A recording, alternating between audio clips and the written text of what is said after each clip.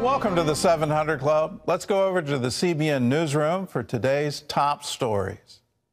Gordon, with Tropical Storm Elsa barreling toward Florida, crews overnight demolished the remaining structure of the partially collapsed condo building in the town of Surfside.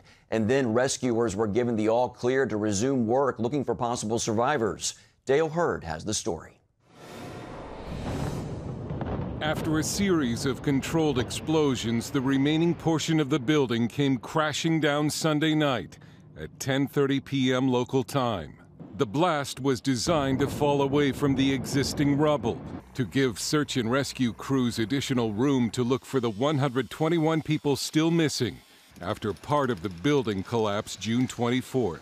Gravity will pull it almost everything straight down, but it will have a little tilt to it where the material wants to stay away from the collapsed part so they can continue their recovery. Officials wanted to bring down the remaining structure before any impacts from Tropical Storm Elsa are felt in the area. Now, the impacts from the storm, whether it's a strong tropical storm or a weak hurricane, will begin affecting the Florida Keys and portions of the South Florida Peninsula as early as Monday. So we're preparing for the risk of isolated tornadoes, storm surge, heavy rainfall, and flash flooding. Earlier Sunday, officials searched for any pets left in the building, as officials acknowledge the odds of finding survivors are dwindling. An Israeli search and rescue operations expert told a Miami TV station he no longer believes there are any survivors under the rubble. The circumstances, as we saw the last few days, are too difficult for me to say professionally that I believe that there is a solid chance to find somebody alive. This local resident complained the rescue and demolition process has been too slow. It shouldn't be weeks to do something. You got to cut red tape right away, and it shouldn't have taken the storm because we have our rescue workers there, and it was shifting. 4th of July fireworks on Miami Beach were canceled this weekend as the area instead honored the victims and first responders. Dale Hurd, CBN News. As we mentioned, Tropical Storm Elsa is heading toward Florida, and it's already hit several island nations in the Eastern Caribbean, killing at least 3 people. And Sunday, Cuba evacuated 180,000 people amid fears that the storm could cause heavy flooding. People took refuge with relatives in government shelters, and those in mountainous areas went to caves. The storm had maximum sustained winds of about 60 miles an hour, and it's expected to gradually weaken while moving across Cuba today. Former President Donald Trump's team launched a new social media website and platform on Independence Day. It's called Getter. It comes from the words getting together. The team calls it an alternative to big tech sites. The platform's mission statement says it is fighting cancel culture, promoting common sense, defending free speech, challenging social media monopolies, and creating a true marketplace of ideas. The site will be open to people of all political beliefs from around the world. Conservatives and Christians have complained about censorship by big tech social media websites. And that's a major problem because free speech is one of the key institutions of America ever since its independence. And some worry the alleged online censorship could even affect elections. But one leading constitutional expert, law professor and author Alan Dershowitz told CBN News the battle can still be won. From a sitting U.S. president to average Americans voicing their opinions about COVID-19 origins, masking, and vaccines. It seems if you share an opinion that doesn't support a progressive narrative, you'll be censored, maybe even banned from social media platforms. The Nazis burned books. Lenin, Stalin, and Mao silenced those who expressed views in opposition to the government. Is this new censorship reminiscent of those one-party totalitarian states? Former Harvard law professor and legal analyst Alan Dershowitz is author of the book, The Case Against the New Censorship, Protecting Free Speech from Big Tech, Progressives, and Universities. It has this in common. The people who burned the books in Nazi Germany were students. The people who advocated communism in Lenin and Stalin's Russia were students. The millennials today are on the forefront of censorship. They think they have the truth, and they don't need dissent. They don't need due process. Why bother with dissenting views or free speech if they know what the truth is? We're not in Nazi Germany. We're not in Stalin's Russia. But we are getting close to situations where non-government officials, and that's what's so dangerous, non-government officials, Twitter, Facebook, and YouTube, are determining what we can hear, what we can say. You know, the First Amendment has two aspects, the right of the speaker to speak, but the right of the audience to listen. Dershowitz, a constitutional law expert, says the American audience is being deprived of listening to divergent views. Case in point, says Dershowitz, a debate between him and Congressman Bobby Kennedy Jr. about COVID-19 vaccinations. Kennedy is opposed to COVID-19 vaccinations. Dershowitz supports them.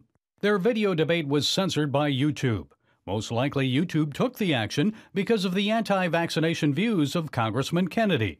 YouTube says it, quote, doesn't allow content that spreads medical misinformation, that contradicts local health authorities or the World Health Organization's medical information about COVID-19. They said vaccination is not a debatable issue. We don't want to hear two sides of it, and we don't want our audience to hear two sides of it. So hundreds of thousands of people were denied the right to hear me and Bobby Kennedy debate this issue. I won the debate by default. I don't want to win the debate by default. I want to win the debate on the merits in the marketplace of ideas. And this new censorship may even influence elections.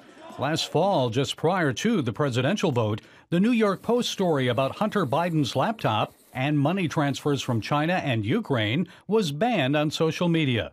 It was ignored or played down by some members of the mainstream media. So how worrisome is that type of censorship influencing election outcomes by preventing all factual information from being made public?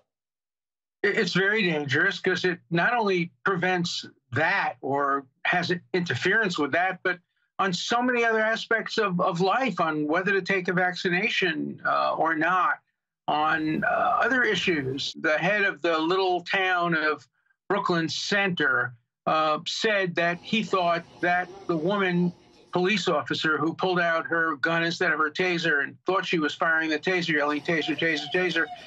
When she was indicted for manslaughter, the town guy said she ought to be given due process, and he was immediately fired for calling for a constitutional right, due process for every citizen. You get fired, and there were threats that if they didn't fire him, there would be all kinds of repercussions. That's the problem that's going on in America today. And it's not only big tech. Colleges and universities are also censoring speech. Dershowitz says he was dismayed when Harvard University fired one of his former colleagues. Professor Ron Sullivan was the first African-American to ever be made a dean of a Harvard college. He was a great dean, and then he made the, quote, mistake of defending Harvey Weinstein for about a month on constitutional issues. And the students in his college said they felt unsafe. They didn't feel unsafe when a year earlier he defended somebody accused of a double murder, but they felt unsafe because he was representing somebody who they didn't like and who had been accused of sexual misconduct. So he got fired by Harvard University for who he represented. If John Adams had been a professor at Harvard back in 1771, he'd have been fired, I guess, for representing the Boston Massacre soldiers. And Abraham Lincoln would have been fired because he represented some disreputable characters, and great people in America have represented awful people. So what can be done to reverse this trend? Is it too late? Well, it's not too late. We write books, as I do. We have talk shows like you do, and we try to appeal directly to the American public. Then we go to the Supreme Court. We have legislation which could restrict the ability of social media to take advantage of Section 230, which exempts them from lawsuits if they continue to censor speech. So a lot of things we can do. We haven't lost this battle, and it's part of a bigger war. And look, I lived through McCarthyism as a student in college. We overcame that. I think we'll overcome this. Gary Lane, CBN News. Americans marked their 245th Independence Day in style Sunday with fireworks after virtually all of the celebrations were canceled last year because of COVID-19. In Washington, D.C., fireworks exploded, as you see there, over the Jefferson Memorial and other historic locations. In New York, beautiful displays lit up the night skies over the financial capital of the world, and more fireworks in other cities across the country, including Philadelphia, Pittsburgh, Raleigh, North Carolina, and more, as the country took another major step after such a difficult year in 2020. When the leaders of the American colonies came together before the Revolutionary War to discuss their fight for independence against their British overlords, their first business wasn't war, it was prayer. Paul Strand tells us about their first gathering in Philadelphia and how it was under God. Feeling the lash of British oppression, colonial representatives first met at Philadelphia's Carpenter's Hall in 1774. But no one was sure how to begin a Continental Congress.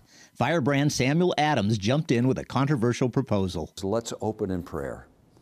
Isn't that amazing? America is opened up with a proposal for prayer, and it begins with a debate over prayer. We can't pray. Because historian Peter Lilback points out they were Catholics or Protestants from a wide array of denominations. They never prayed together. They all thought they were from different religions. They thought we're biblical or we're true, and they're not. Adams was a Congregationalist, basically a Puritan like those who under Oliver Cromwell fought a vicious civil war against England's Anglicans. And the Puritans had chopped off the head of the Anglican Church. He's called Charles I the King. But Adams made a revolutionary statement. I can pray with any man who loves his God and loves his country. So here he is, a Congregationalist.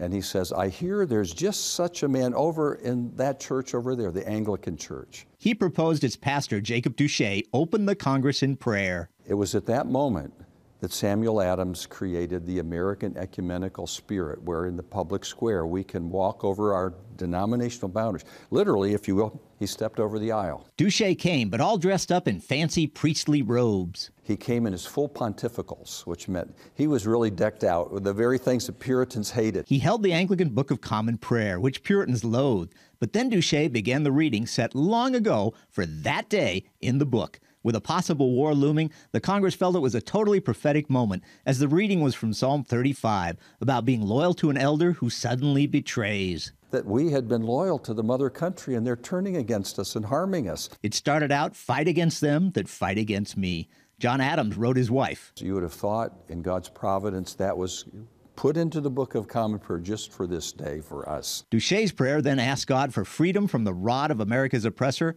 and ended in the name of Jesus Christ. It's quite a remarkable moment that's where the American story began, in prayer, as opposite sides came together for a greater good in the name of Christ. Paul Strand, CBN News, Carpenter's Hall, Philadelphia. Important story to know our heritage there. Well, those are today's top stories from CBN News.